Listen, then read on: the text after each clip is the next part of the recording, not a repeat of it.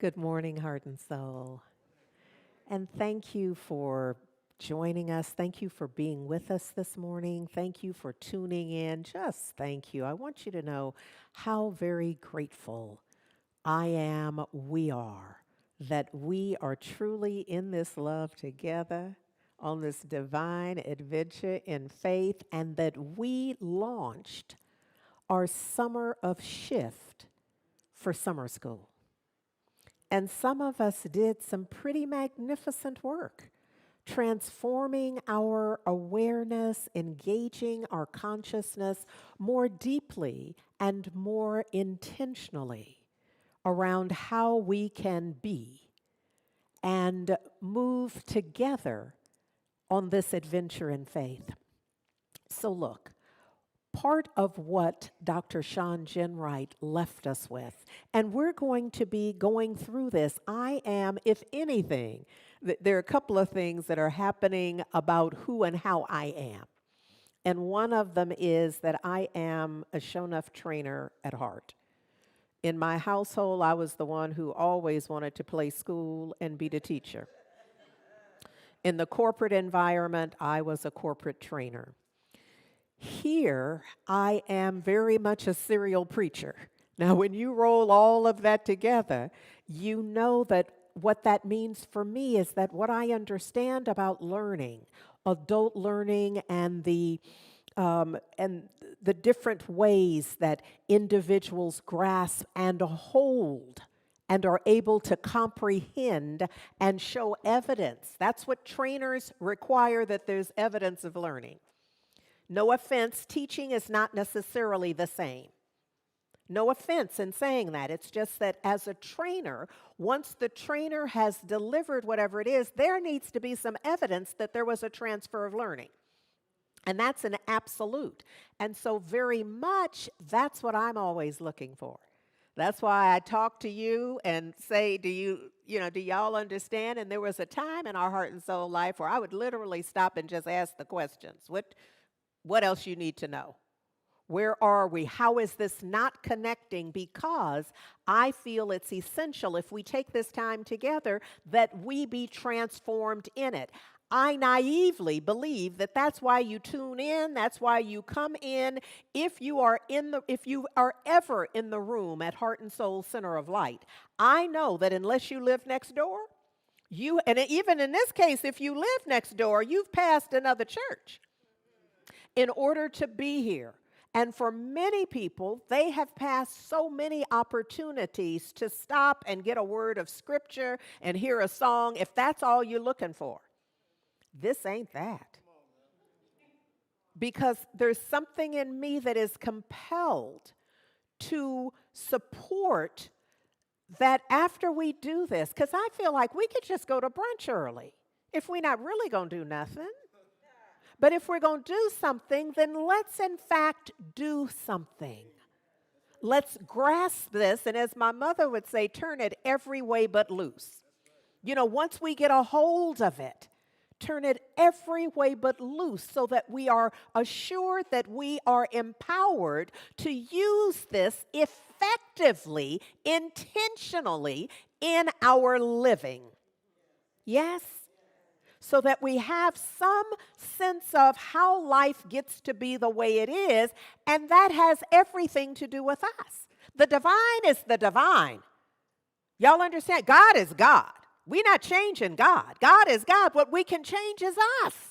And our unique individual relationship with the divine, by any name, the living one, the strong one, Allah, Jehovah, whatever we call it, it really is not about it as much as it is about our relationship with it, in it, how we see it in us, if we see it in us, because living our life without seeing the divine in us, as us, for us, around and through us is a different life. That's a different life than knowing, realizing, experiencing real time a relationship in the divine. So I value very much what Dr. Sean Genwright wrote in the book in general. I don't know that there's a page that I don't have some kind of markings on. Either notes in the margin or highlighting and all the things. Plus post-it notes sometimes with additional notes in there. But I want to cite, and this for me feels essential to bring up with some frequency. He wrote, we need a fundamental shift in our values.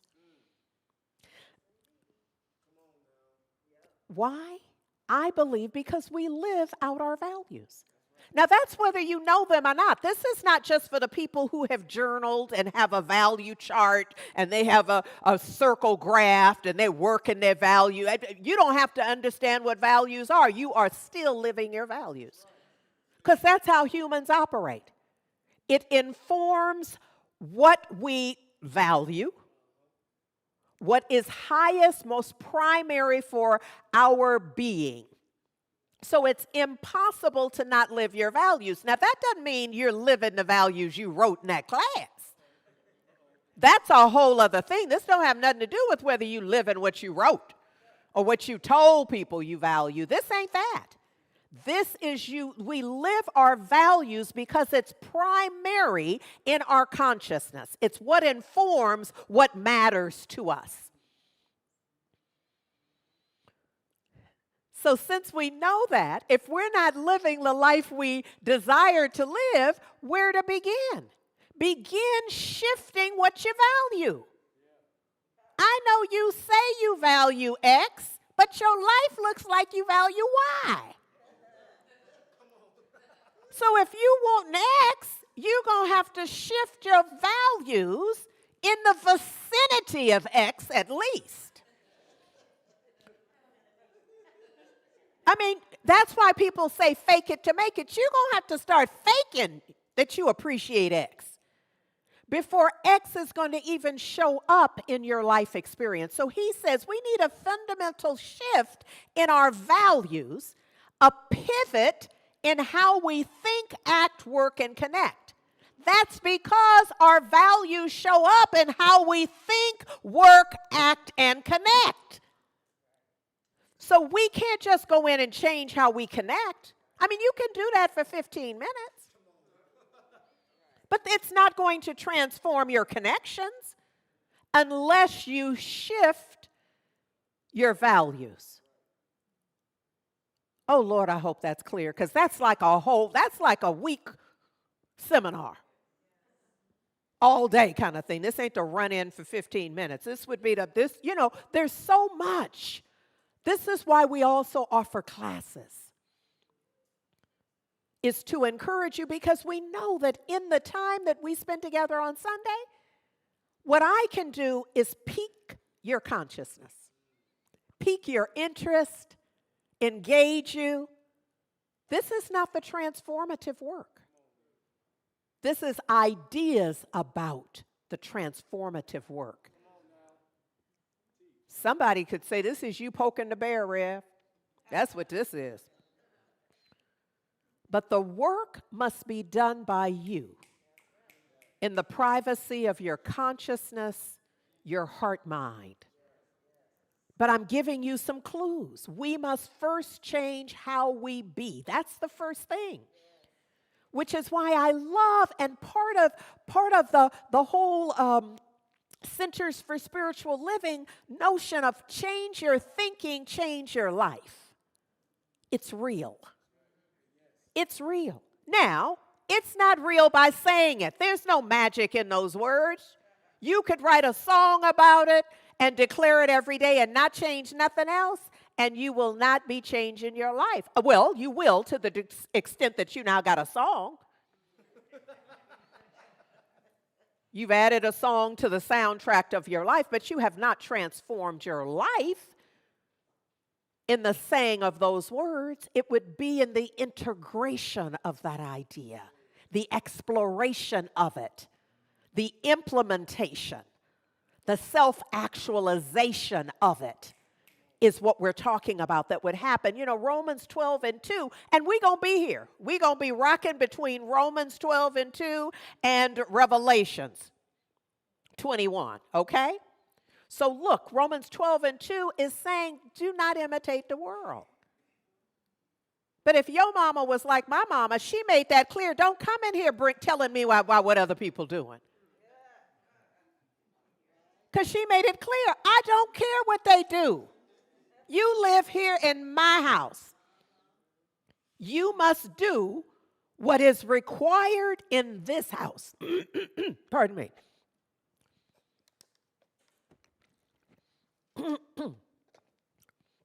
And so it's appropriate that each of us does something similar. To not try to get into more deeply into the world. See about what they doing. Yeah, but Rev, over there well, let them do that. And if that's really what is rocking your world, singing to your heart, you're excused. But if you are really looking for the depth experience of the divine, if you are really committed to practicing the presence, the transformation of your being in your acknowledgement of the presence of the divine, then you're at the right place.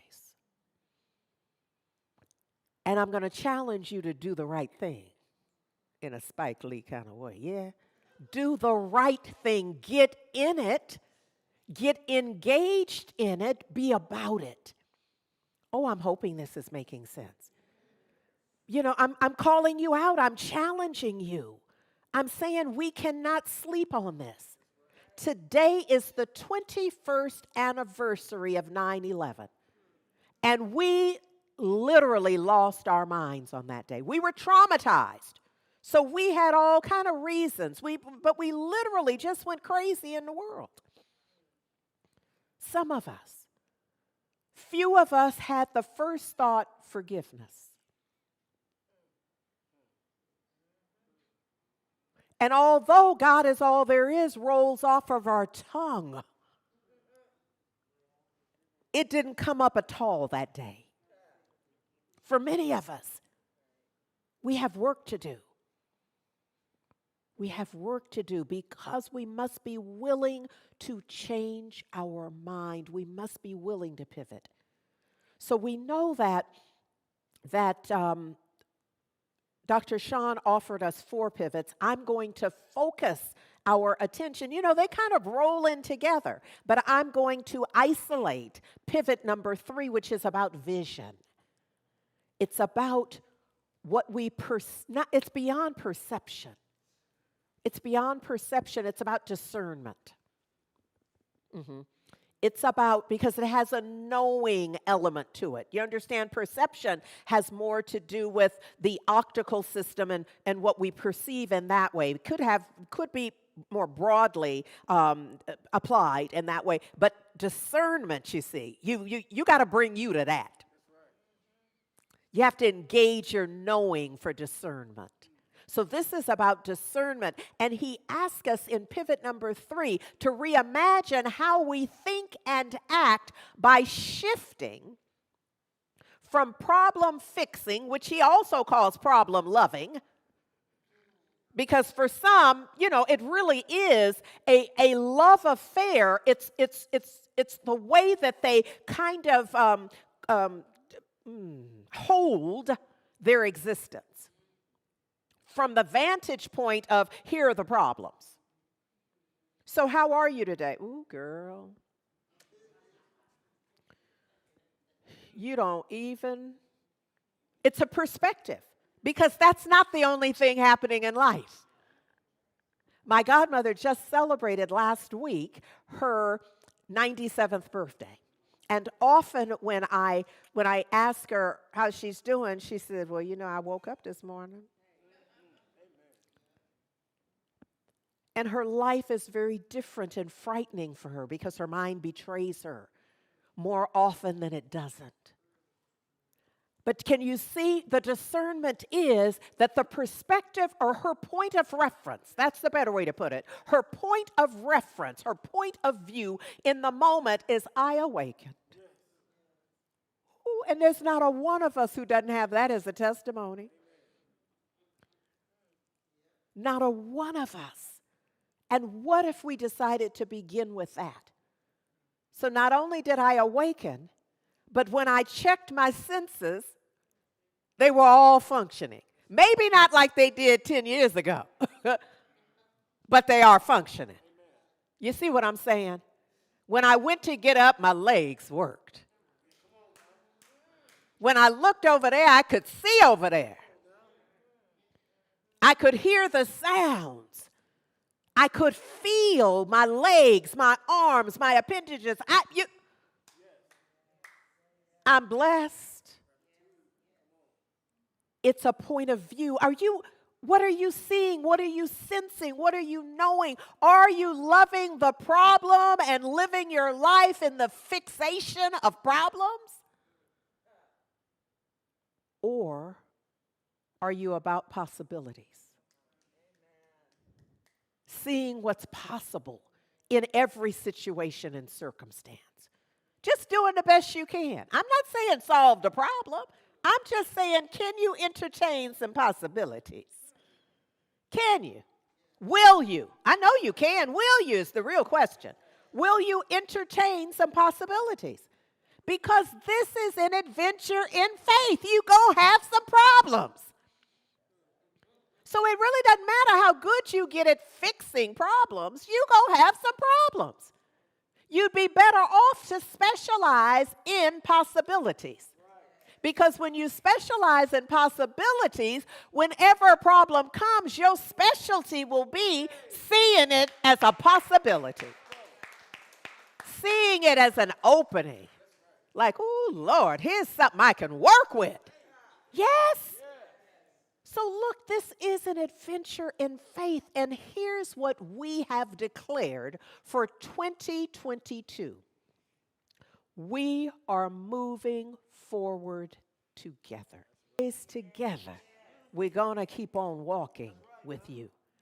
That's our heart and soul message in a way.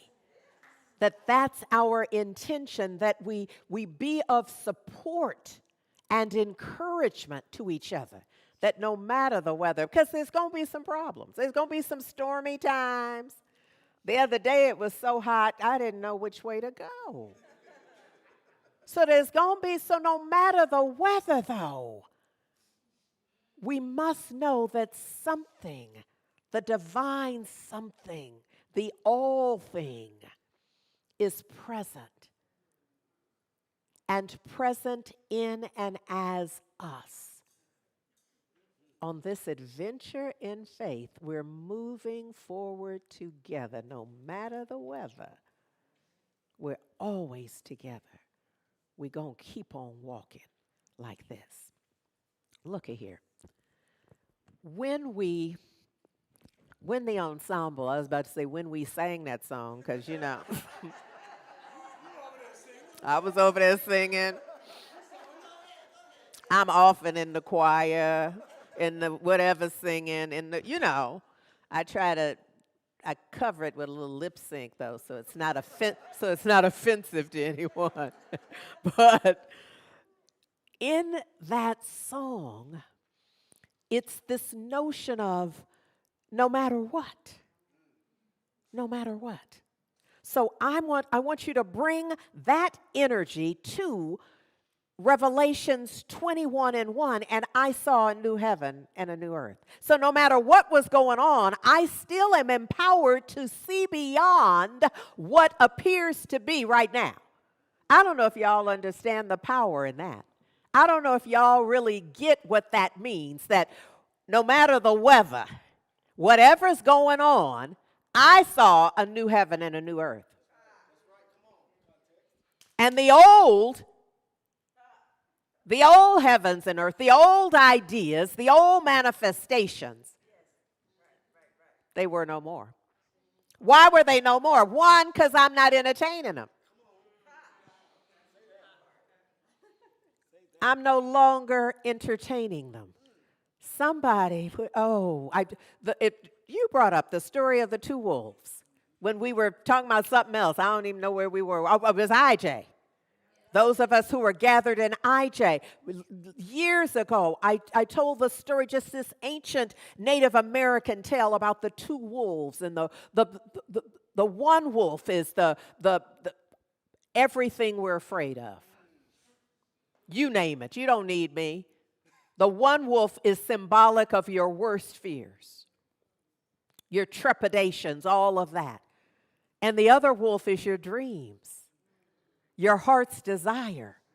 And the child's question to the grandfather was, which one is going to thrive? And the wise response is, whichever one you feed.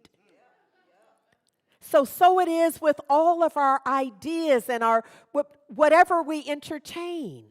Our entertainment is energy. And so we're feeding our fear often. The problem, that's the challenge with problem loving, is that you're feeding the problem. You're growing it's a feed me Seymour moment. In Little Shop of Horrors. It's innocent in its own way, innocent more connected to ignorance. So you're just feeding it because you feel like you got it. It's there. And everything you feed it, it's just getting bigger and bigger, and you get more and more scared. Without it ever occurring to you to just stop that. Cut that out. Feed something you want. Feed your heart's desire. Behold, I make all things new, which reminds us that there's always an opportunity. That there's always an opportunity. There's always another way. There's always something. Look at here. Ernest Holmes says, I have the ability, each of us, I'm going to read this. This might be a time to just allow your eyelids to close, to just take this in and hear my voice on your behalf. I have the ability to initiate a new chain of causation. There is only one mind, and I am using it.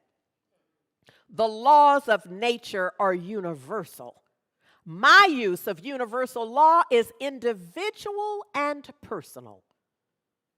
My thought is operated on by a universal creativity that is infinite in its capacity to accomplish my heart's desire and my greatest yet to be. In taking thought, I do not force anything. I simply decide what thought. Love, peace, joy, grace, inclusion, connection. So I simply decide what thought to follow, knowing the result is automatic. If I feed it, if I entertain it, it must unfold because that is the creative process. Spirit is forever unfolding its own nature. I make all things new. In the physical universe, it does so independently of my thought. In my personal life, it does its renewing activity through my thinking. So there's a story I want to share with you quickly. Well, I'm going to share with you. It's a story that I saw on 60 Minutes, and it so intrigued me that I had to do, my own little background research. Forgive me, but I am just, thank you, David, I appreciate that. About to self-combust up here. All right. So it's a story about some award-winning young architects who set out to create a new model of architecture. Not a particular style of building. So it's not when we say a new style of architecture, it's not that they wanted to build new looks. Look at here. But a way of thinking about how to build, who should build, what to use in building, and for whom are we building. This nonprofit group is called MASS, which is short for Model of Architecture Serving Society. And the founders were inspired by Dr. Paul Farmer. And Dr. Paul Farmer is a founder of an organization called a nonprofit called Partners in Health.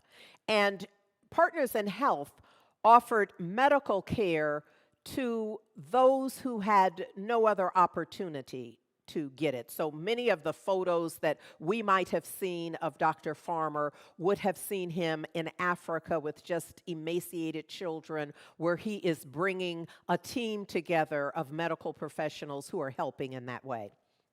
And so Michael Murphy, and you see the little photos up there, Michael Murphy is one of the founders. He studied English architecture in college. And so once he finished his degree, he said his life took a sharp turn when his father was diagnosed with cancer and given just a few weeks to live.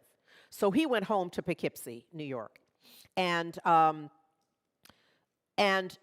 was in the home that his father was remodeling on weekends.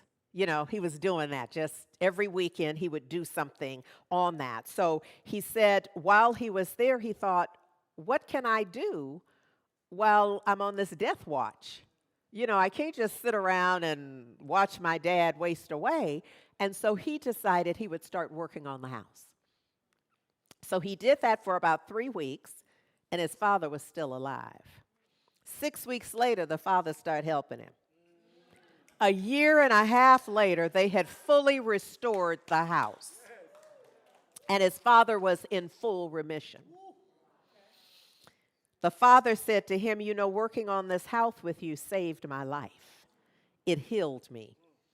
Murphy said, well, now I got to be an architect.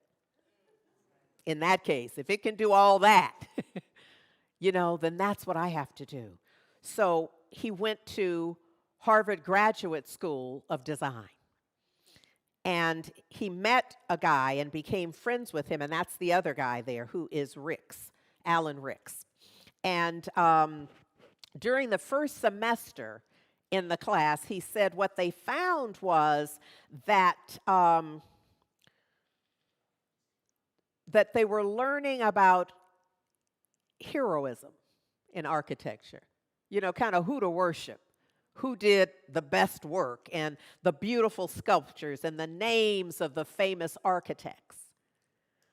And they wanted to know more about what I mentioned at first. Like, who are we doing this for? Why are we doing it? And where are we going to do it? And how, and who's going to do it? All of that. So during this time, Michael Murphy went to hear a presentation by Dr. Farmer. And Dr. Farmer was talking about that everywhere they went, they were trying to build hospitals and schools and community, spaces for the community. And so Murphy asked him, well, what architects are you working with? Dr. Farmer said, well, we can't work with architects because they kind of have a different incentive model.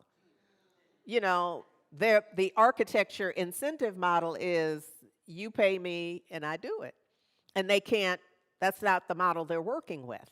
So he said, well, what if I volunteer? So he volunteered, and they told him, well, make this, what was the thing they had him make?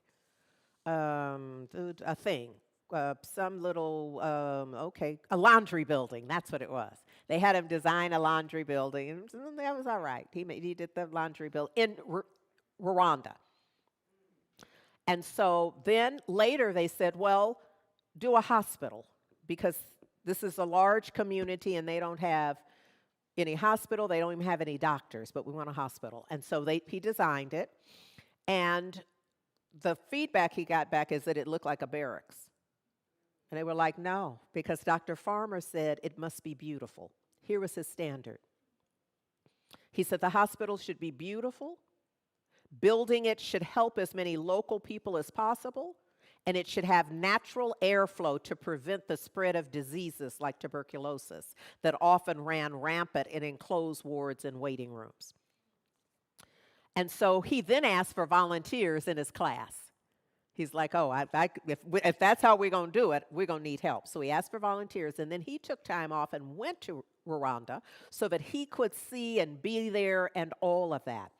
And as they began building, they realized that they couldn't even get in this, what is this thing that it is? Okay, let me just find it. it was, I'm going to call a large machinery to move the dirt and dig, a front end loader. That's what it's called, a front end loader. So they couldn't even get one in. This is where you don't stay problem fixed and you look at possibilities. As they explored, he said, well, what if we dig it by hand? And so they began digging it by hand. And in so doing, they employed some 4,000 people in the community to do it. I wanted, as I listened to this, for me, I'm forever discerning that this ain't nothing but an ultra perm. That's a line from Coming to America. And for me, it struck me that it's this level of wisdom that when you know how life gets to be the way it is, like for a musician, if you're not a musician, they can play all the notes that exist, and you still don't know what note was played. But for a musician, they're like, that wasn't nothing but an F. That wasn't nothing, but they'll be able to tell you what that note was, what the key was. They'll be able to tell you what that is. And in life and how it gets to be the way it is, as I watched that 60 minutes, I thought this is moving from problem fixing to possibility thinking. And my folks need to know about how it is actualized in the living of it, yes? And how it changes things, yes? So I know that most of us, when we say Rwanda, we are thinking about, dare I tell you, 1994. I wasn't even thinking it was that long ago. Why? Because the trauma and shock of it, the massacre of some 800,000 people, so shocked our sensibilities that for some of us, it's like it was yesterday. So there is a young brother, Christian, and please, I'm just going to pretend like I know. Well, you can see his name. You say it. So he is now a part of Mass Design Group. He says that growing up, he knew he wanted to design buildings. He knew, he just felt that, but they don't even have a word for it in their language. They don't even have a word for it. And there was nowhere for him to study. So he ended up going to China to study in Mandarin. I'm just saying. Now, in the talk about from problem fixing to possibility thinking, can I just say he went to China and studied architecture in Mandarin? I'm just pausing so we can just take that in.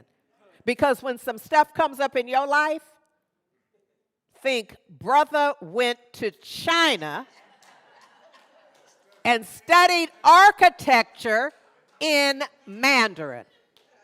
And then revisit your little problem. So, look at here. So, he dreamed of doing that. But when he got back, so when he came back with his degree and all from Shanghai, he was impressed with what Mass was doing there and the way they were doing it. Because they were engaging the people. This was not an international project where folks come in and they do it all and then leave. And you just have to, and I've been to countries where you see that that's exactly what happened. Because there's no local investment in it. They don't even know what to do with it on some level. You know what I mean? Because, well, yes, they do. They have turned it into something else. They have turned in whatever the little goodwill project was that somebody decided they needed, they have turned it into something they can really use. But in this case, they're listening to the people and engaging the people, hiring and training the people, so they're running stuff. Oh, I love it. So here's what he does. As he gets involved, he realizes that we're improving the local economy. That's what's happening. So he ultimately started a furniture division of Mass, because what they were doing was getting the catalogs. Because if you build a hospital, you're going to need stuff. If you build a community center, if you build a school, you got to set it up. So you then start ordering. Now that clearly there's some stuff you're going to have to order, but there's a lot of stuff that can be made, produced locally. And that's what they started doing, start training people. So they're making chairs. And if you look online, you'll see they look like designer chairs, like you'd see in Architectural Digest. That's how the chairs look. So he said it's one thing to go to Dubai and Turkey and China and Europe and pick a chair from a showroom and put it on a flight and bring it here. It's another thing to figure out a system that can create more opportunities for growth. I wanted y'all to have a sense of what it looks like to move from problem focus to possibility. So we can not only apply it in our individual lives, but collectively as well. And then I want you to know, because I'm fascinated with Brian Stevenson. Love him. Fascinated is not the word. I am in awe. I'm in awe of his consciousness. And Brian Stevenson, attorney Brian Stevenson, is the founder of the Equal Justice Initiative. And so at the museum, and can I just remind y'all that your minister's image is at the museum? And another thing, I just have to, just because even as I was looking at this, and it's not in this section that we're talking about, that I'm going to be talking about, because this is the lynching. Mine is where my image is the civil rights. But still, it's just the vision. To me, I'm just honoring the vision of this man and his team to create and continue to expand. So what we're talking about here, this is the memorial dedicated to the legacy of lynching, of those folks who were lynched. This is the National Memorial for Peace and Justice. Brian Stevenson said, you don't change the world with the ideas in your mind, but with the conviction in your heart. And that seemed to me to be something that showed up in the work of Mass as well. So there is a project, there is a display at the museum that for the Memorial for Peace and Justice that is soil collection. So it's in an effort to connect the research back to the communities that are impacted most. Mass collaborated with EJI in developing a process where soil was collected from the sites where each of the lynchings took place.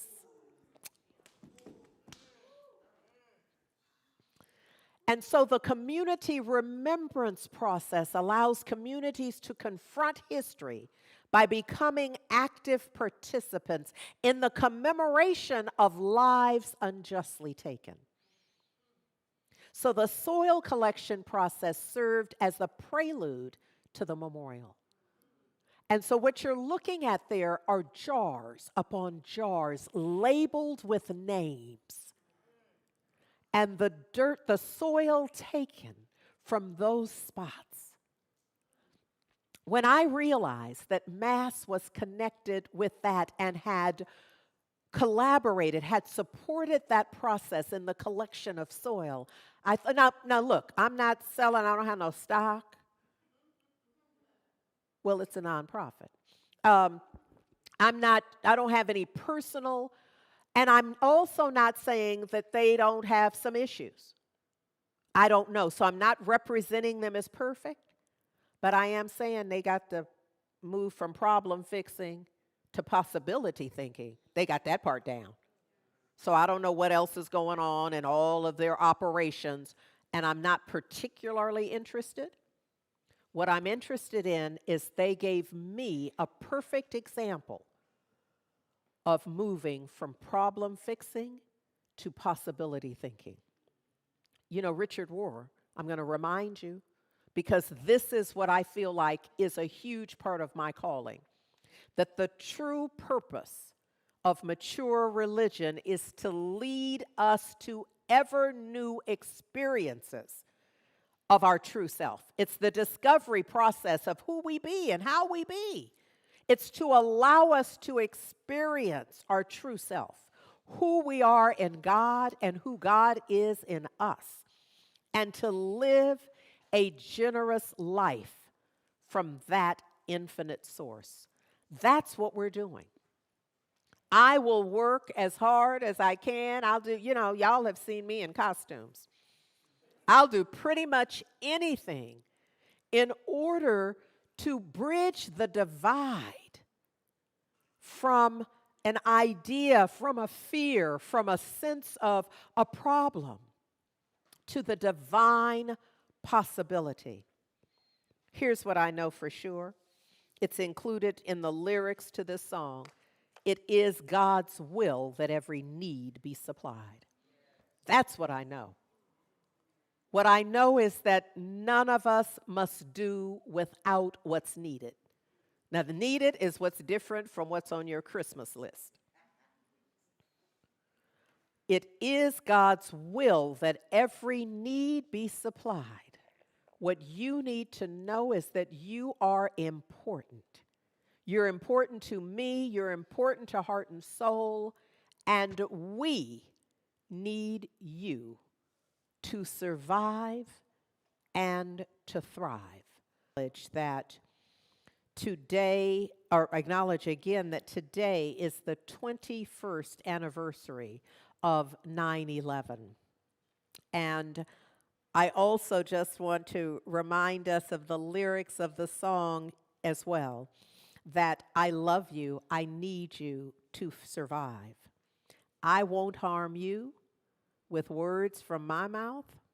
I love you, I need you to survive.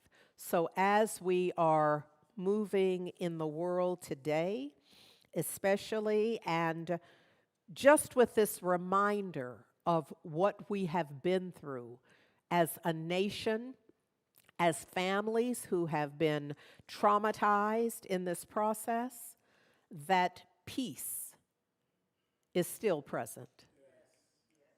Peace has never gone away. It's not wasted. It's not lost. It's within us. And that's the wolf that we must feed. So as we move into this time of prayer, I want to offer you a quote from the book Peace Pilgrim. This is the way of peace. Overcome evil with good, falsehood with truth, and hatred with love. Only good can overcome evil. My simple peace message is adequate. Just the message that the way of peace is the way of love. Love is the greatest power on earth. It conquers all things. One in harmony with God's law of love has more strength than an army. For one need not subdue an adversary can be transformed. So on today, the 21st anniversary of 9/11/2001, and as many mourn the loss of loved ones and continue to experience trauma from this tragedy, I choose in this moment and ask that you join me to move within our sense of loss and recognize peace. As I move into that peace beyond all understanding and settle into a quiet seclusion, I know that love is revealed. I recognize God everywhere and in everyone, that there is one life, and that life is the living one, the strong one, that I am living that life even as that life is living me. That we all are living the life of the living one, the strong one, even as the life of the living one, the strong one, is living us. That we're breathing the breath of the living one, the strong one, even as the breath of the living one, the strong one, is breathing us. That we are one in God, one in the creative process, one So in this loving heart space, there is only the united spirit of the love of God. In this love, we are immersed, surrounded, and healed of all sense of separation. This unified field of love permeates my entire being. As it does so, I know it permeates the all, everyone, even those we cannot yet name. There is no other in love. I feel the heartbeat of the world growing daily in this singular personal peace. And as this singularity of purpose expands heart to heart and soul to soul within this unified divine space, I choose every day in every way to see love and to be the love I wish the world to be. In gratitude, I rest in this place of peace, grateful for each of the 8 billion individualizations of the divine on this planet, for all those who have come before and those who are yet to come. May we, all divine expressions of the One, be the example of peace we wish to see in our world, and may we move forward together in peace and in love. Oh, I just give thanks. I give thanks that we have life to celebrate, that I am, and we can be aware of the love that is present right here, aware of the peace that is present right here, aware of the infinite possibilities present in this moment now. In absolute perfect gratitude, I simply let go, releasing this word into the perfect activity of law. I accept it as so. And I seal it for all eternity by simply saying Ashe, Amen, and so it is. Love matters.